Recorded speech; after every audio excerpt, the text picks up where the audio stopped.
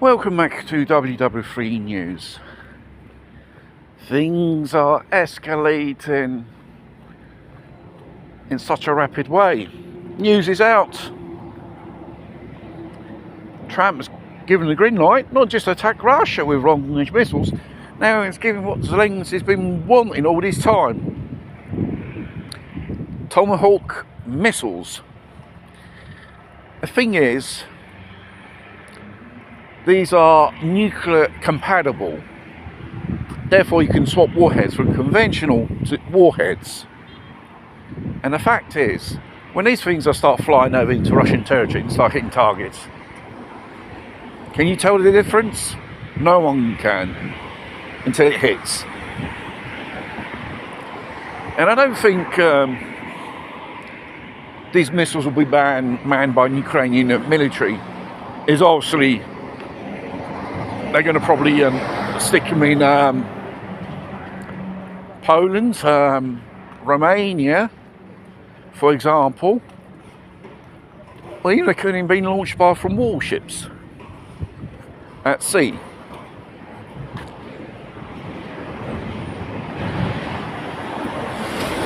And Putin said this is the turning point in sense of regarding all diplomatic relationships or so-called peace treaties is finished. It's guts for garters, folks, this time round. Even if NATO says to attack, if Russia attacks, they haven't got the conventional means. Well, that doesn't stop them using tactical nukes, which they got. A lot of them. And last night, since the Ukrainian conflict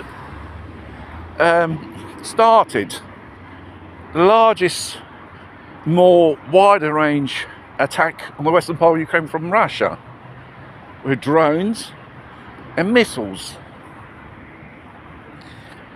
I don't think they lack the hardware or the materials or the manpower like so-called Western leaders like to make fun of. You remember the online says, the Russians have to take the chips out of their washing machines and put them in the missiles in their airplanes. The Russian military industry is 100% self-sufficient.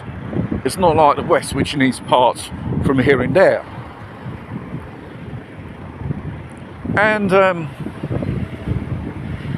despite we're at a pace a step more towards World War III, the nuclear type, and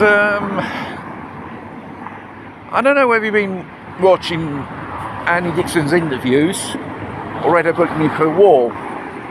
She said just one nuclear missile hit a nuclear power plant, from that point until to a vast distance will be radioactive for years to come. So what happened to Chernobyl is just a little taste, a little leak, considering the Russians have been accused of sabotaging and bombing the Zaporizhzhia nuclear power plant, which is currently under their military control, you should say. And Europe's preparing for war. They already start the contingency plans. They're sweetening us to a dystopian society because they're going to war.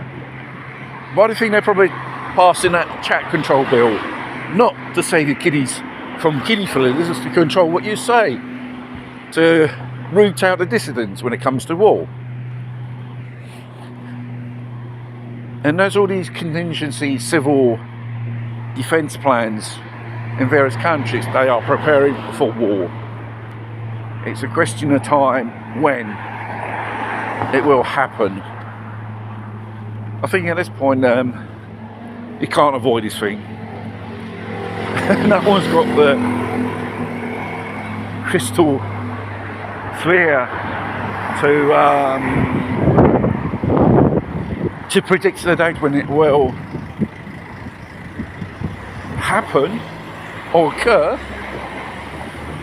It's more crazy than you know, the day after and threads together. You know, all those events which lead up to the main event, nuclear war. And